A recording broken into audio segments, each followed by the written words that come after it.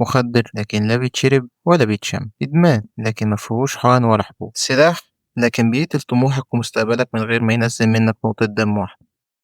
عمرك سألت نفسك إيه هو الإحساس اللي بيجيلك لما الشاشة بتنور بلون أخضر؟ إحساس إنك قدرت تضحك على النظام قبل ما تكتشف إن الإحساس ده جزء من الفخ نفسه. أهلا بيكم في حلقة جديدة. منين بدأت الحكاية؟ حلقة النهاردة مش عن فيلم ولا مسلسل، لكن عن سيناريو بيتكرر كل يوم وانت ممكن تكون واحد من أبطال من غير ما تعرف. النهاردة هنفتح الصندوق الأسود لعالم التطبيقات المراهنات، العالم اللي بيوعدك بالثراء السريع لكن في الحقيقة بيسرق منك أغلى حاجة تملكها، عقلك. ورا الشاشات المتلونة والأرقام اللامعة في جيش كامل شغال عشانك، جيش من علماء النفس وخبراء التسويق ومهندسين متخصصين في تصميم الخداع. كل دول هدفهم حاجة واحدة بس، ازاي يسحبوا شخص طبيعي ويحولوه لمدمن بيطارد الخسارة مستعد يبيع أي حاجة عشان محاولة كمان. والنهاردة هنكشف لك الخوارزميات وهنوريك ازاي الفخ متفصل على مقاسك بالملي.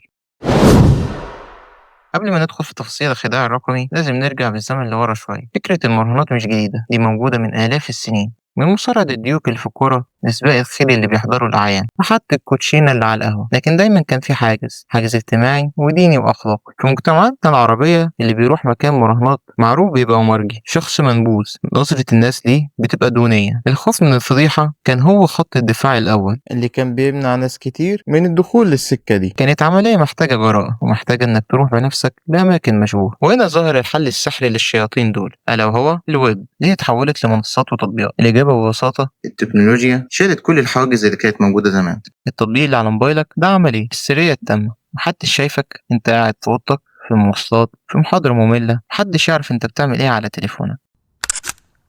زمان كنت محتاج مشوار عشان تراهن، دلوقتي كازينو كله في جيبك، شغال 24 ساعة في اليوم بضغطة زرار. انت جوه عالم الإثارة. التحول الرقمي ده ما كانش مجرد تطور تكنولوجي، ده كان خطوة مدروسة بعناية فائقة لكسر كل الحواجز النفسية والمجتمعية اللي كانت بتحمي الناس دي. هم هنا جابوا الكازينو ليك لحد عندك ولبسوه بدلة شيك وخلوه يتكلم لغتك. دلوقتي نيجي للسؤال المهم،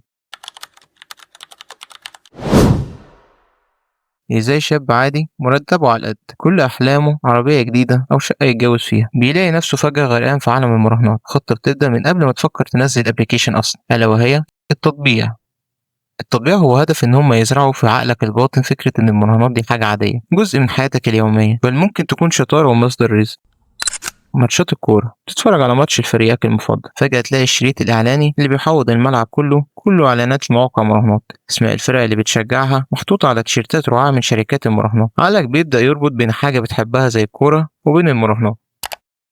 السوشيال ميديا بيتقلب في فيسبوك وانستجرام، تلاقي انفلونسر بيضحكوا وبيقولوا يا جماعه انا كسبت 5000 جنيه من توقع ماتش. الموضوع سهل قوي، بيصور لك شاشه المكسب ويحط لك لينك التسجيل، بيخلق عندك احساس بالفومو، اشمعنى هو يكسب وانا لا. الشارع والقهوه، الموضوع بيتسرب للحياه الواقعيه. تسمع اتنين صحابك على القهوه بيتكلموا انا عوضت اللي خسرته امبارح، او زميلك في الشغل يقول لك لو كنت سمعت كلامي وراهنت معايا كان زمانك كسبان. القصف ده بيعمل إيه؟ بيبني جواك إحساس زائف بالأهمية والانتشار، بيخليك تحس إن كل الناس بتعمل كده، وإنك لو ما جربتش تبقى أنت اللي فايتك كتير. هما مش بيبيعوا ليك القمار، هما بيبيعوا ليك فرصة. الثراء السريع، بتلاقي 1000 واحد بيقولك إن في طريق مختصر، طريق ممكن يوصلك في ليل. هنا بتبدأ أول معركة نفسية جواك، جزء منك بيقولك ده قمار وحرام وغلط، والجزء التاني اللي زرعوه جواك بالإعلانات والتطبيع بيقول بس ليه لأ؟ إيه يعني لما أجرب بمبلغ صغير يمكن حظي يطلع حلو؟ هم عارفين كويس جدا إن المعركة دي هتدور جواك ومجهزين ليك الرد. أول ما الخوف يقابله الفضول بتروح على جوجل أو أب ستور، تكتب اسم التطبيق وبتكون هنا حطيت رجلك على أول درجة في السلم اللي نازل لنهايتك. أنت نزلت الأبليكيشن وقلت في بالك أنا هتفرج بس، مبروك أنت وقعت في أول فخ. اللحظة اللي فتحت فيها التطبيق بدأت الحرب النفسية الحقيقية وأنت الطرف الأضعف فيها. وهم الاحترافية والسيطرة. أول ما بتفتح بتلاقي شاشة معقدة مليانة أرقام بتتغير كل ثانية، رسومات بيانية، جداول، إحصائيات. المنظر ده اللي شبه شاشات البورصة في وول ستريت مقصود 100%. ليه؟ بيحسسك إنك في مكان بروفيشنال، ده مش قمار عشوائي، ده تحليلات ودراسات. بيديك إحساس زائف بالسيطرة، بيوهمك إن الموضوع مش حظ وبس، الموضوع محتاج فهم ودراسة، إنك لو قريت الأرقام صح ودرست الماتشات اللي فاتت هتقدر تتوقع المستقبل وتكسب. لما بتكسب بتقول لنفسك شفت تحليلي كان صح، ولما بتخسر بتقول انا اللي ذاكرت غلط. المره الجايه هركز في الحالتين. عقلك بيتبرمج انك انت المتحكم وان النتيجه في ايدك انت، مش مجرد ضربه حظ. الحقيقه المره ان كل الاحصائيات دي مجرد ديكور عشان تخليك تحس بالاحساس ده. أنت لسه خايف تحط فلوس حقيقية، هم عارفين ده. هنا بيجي دور طعم البداية. الحساب التجريبي بيدوك حساب فيه 10,000 جنيه وهمية، تدخل تجرب تكسب مرة وتانية والتالتة، تحس إن الموضوع سهل جدا وإنك موهوب بالفطرة. ده بيديك جرعة ثقة وبيخليك تقول طالما بكسب بالوهمي يبقى أكيد هكسب بالحقيقي. مكافأة أول إيداع، تعمل إيداع ب100 جنيه وهتاخد 300% بونص. ريسك الخسارة بيقل لأنك حاسس إنك بتلعب بفلوسك مش بفلوسك. ممكن تبدأ ب20 جنيه. المبلغ التافه ده بيخلي قرار الإيداع سهل وكسره أهم حاجز نفسي عندك، الريسك من الخوف. بمجموعة الطعوم دي بيكونوا نجحوا في تحويلك من متفرج للاعب. بمجرد ما تبدأ تلعب بفلوس حقيقية بتبدأ مرحلة التخدير الحسي. تصميم الألعاب نفسها عبارة عن فخ نفسي كامل. الأخضر والأحمر، اللونين دول مش محطوطين صدفة. الأخضر لما بتكسب الشاشة بتنور أخضر وبيطلع صوت احتفالي وأحيانا ألعاب نارية. ده بيعمل إيه في مخك؟ بيفرز هرمون الدوبامين، هرمون السعادة المكافئة، وبيخليك عايز تحس بيه تاني وتالت. اللون الأحمر مرتبط في عقلنا بالخطر والتحذير. استخدامه هنا مش عشان يقولك اقف، لكن عشان يستفزك ويحفز عندك الرغبة في تعويض الخسارة ومحو اللون الأحمر المزعج ده. لفة السوليتس تاخد 3 ثواني، لعبة الطيارة ممكن تخلص في ثانية. السرعة دي مقصودة عشان ما يدكش فرصة تفكر. مفيش وقت تحسب انت خسرت فيه كام، مفيش وقت المنطق يتدخل فيه ويقولك كفاية كده. انت في دوامة من الأكشن ورد الفعل السريع، وده بيخلي الجزء العاطفي من مخك هو اللي مسيطر. وكنت على وشك أكسب دي من أقذر الحيل اللي بيستخدموها في لعبة السوليتس، ماكينات القمار. تلاقي الرموز وقفت على شكل شبه المكسب الكبير بالظبط، ناقص بس رمز واحد. في لعبة الطيارة تفرق قبل ما توصل للرقم اللي انت كنت هتسحب عنده بحاجة بسيطة. ده بيدي عندك إحساس أنا قربت أوي. عقلك ما بيترجموش على إنه خسارة، بيترجموا على إنه نصر صغير، بيحسسك إنك ماشي صح وإنك فاهم اللعبة وإن حظك قريب، فبتقول لنفسك المرة الجاية هتيجي أكيد، مع إن اللي حصل ده مجرد خسارة زي أي خسارة. عشان يزودوا الطين بلة بيخلقوا وهم إنك مش بتلعب لوحدك. في لعبة الطيارة بيحطوا قايمة على الجنب فيها أسماء لاعبين تانيين كلهم وهم، والمبالغ اللي بيحطوها وهمية، والمكاسب اللي بيحققوها برضه وهمية. بتلاقي شخص حاطط 20,000 وحد تاني حاطط 50,000. ده بيعمل عندك حاجتين: تطبيع المبالغ الكبير يخليك لما تشوف ناس بتحط مبالغ بالآلاف، مبلغ ال100 وال200 جنيه اللي أنت بتحطه يبان قد إيه تافه. ده بيشجعك تاخد ريسك أكبر وتزود مبلغ الرهان. بتبدأ نفسك تتخيل في مكان الناس دي وإنك ممكن ب1000 جنيه تشتري شريك في الساحل. لحد هنا ممكن تكون لسه فاكر إن الموضوع كله حظ، لكن الحقيقة إن الحظ نفسه متبرمج ومتوجه. أنت مش بتلاعب الصدفة، أنت بتلاعب كود خبيث عارف عنك كل حاجة.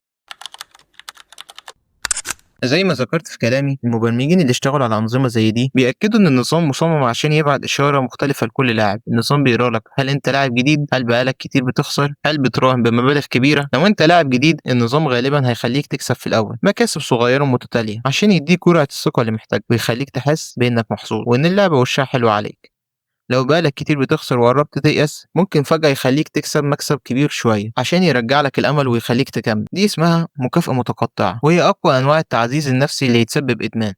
لو أنت لاعب قديم وبتحط مبالغ كبيرة النظام هنا بيبدأ يخسرك، هيخليك تخسر بشكل ممنهج مع مكاسب صغيرة من الوقت للتاني عشان تفضل جوه الدايرة. والهدف النهائي للخوارزميات إنها تخليك تخسر سواء على المدى البعيد أو على المدى القريب. الفضيحة الكبرى في الألعاب دي هي إن النتيجة بتتحدد بشكل مركزي وموجه، والدليل لو أنت وأصحابك لعبتوا نفس اللعبة في نفس اللحظة من تليفونين مختلفين هتلاقي إن الطيارة ممكن تفرق عند واحد فيكم عند رقم والتاني رقم مختلف. ده معناه إيه؟ معناه إن لحظة الانفجار مش لحظة عشوائية واحدة لكل اللي بيلعبوا بناء على السيستم عايز يعمل إيه معاه. مثال ده بيوضح الخدعة بشكل أكبر. اللعبة عبارة عن 5 تفاحات، أنت بتختار واحدة، بيحصل لودنج بسيط قبل ما تظهر النتيجة. في اللحظة دي اختيارك بيوصل للسيرفر، والسيرفر هو اللي بيقرر. لو السيستم عايزك تكسب هيظهر لك تفاحة سليمة، ولو عايزك تخسر هيظهر التفاحة المتاكلة. دلوقتي انت خسرت وخسرت كتير، المنطق بيقول انك لازم تقف تسحب فلوسك اللي باقية تمسح الابليكيشن، لكن اللي بيحصل هو العكس تماما. هو انك بتدخل في اخطر مرحلة نفسية، مطاردة الخسارة. عقلك بيرفض يتقبل فكرة الخسارة، بيجيلك شعور بالقهر والغضب ورغبة جبارة في استرداد فلوسك اللي خسرتها، مش عشان تكسب فلوس جديدة، لا، عشان بس ترجع لنقطة الصفر اللي بدأت منها. بتقول لنفسك انا بس عايز اعوض اللي خسرته وهقف على طول. وهنا بيحصل الاتي: بتعمل ايداع جديد لكن المرة دي بمبلغ اكبر عشان التعويض يبقى أسرع. بتلعب بتهور، تاخد مخاطرة أكبر وبتراهن على احتمالات أصعب عشان المكسب يبقى ضخم. بتخسر تاني لأنك بتلعب بعاطفة مش بالعقل، والنظام أصلا مصمم عشان يخسرك في المرحلة دي. الدوامة بتتكرر، كل خسارة بتزود رغبتك في التعويض، فبتعمل إيداع أكبر وتخسر أكتر. بتلاقي نفسك غرقان في ديون، ممكن تسرق عشان توفر فلوس الإيداع، تفضل صاحي 3 أيام متواصلة باصص في الشاشة بتحاول تعوض. أنت بقيت مدمن، والإدمان ده مش كيميائي، ده سلوكي. عقلك بيبقى متبرمج إنه ما يلاقيش الراحة غير في محاولة كمان، محاولة اللي عمرها ما هتيجي. بعد الرحلة الطويلة دي جوه كواليس عالم المراهنات، الإجابة على سؤال مين بيكسب بقت واضحة. مش أنت، مش صاحبك اللي كسب 500 جنيه بالصدفة، ومش الإنفلونسر اللي بيوريك شاشات المكاسب. المكسب الوحيد دايما وأبدا النظام نفسه. الألعاب دي زي ما شبهتها بالسوشيال ميديا تستخدم نفس آليات الإدمان، لايك، الشير، تنبيهات، كلها بتلعب على هرمون الدوبامين. لكن الفرق إن السوشيال ميديا بتسرق وقتك واهتماماتك، أما المراهنات بتسرق وقتك واهتماماتك وفلوسك ومستقبلك وإنسانيتك. الجانب المسلم في التصميم والبرمجة بيتحول هنا لأداة دمار شامل. لما بيتم استغلال علم النفس واليو اكس واليو اي في أغراض شريرة زي دي، النتيجة بتبقى كارثية. لو كنت بتفكر تجرب أو لسه في أول الطريق، افتكر دايما إن الفخ متصمم باحترافية عشان أنت تخسر. كل مكسب بتاخده هو مجرد طعم لخسارة أكبر. كل إحساس بالسيطرة هو مجرد وهم. أنت مش بتلعب، أنت بيتلعب بيك. والطريقة الوحيدة المؤكدة عشان تكسب في اللعبة دي هي إنك ما تلعبهاش أصلا. يا أيها الذين آمنوا إنما الخمر والميسر والأنصاب والأزلام رجس من عمل الشيطان فاجتنبوه لعلكم تفلحون.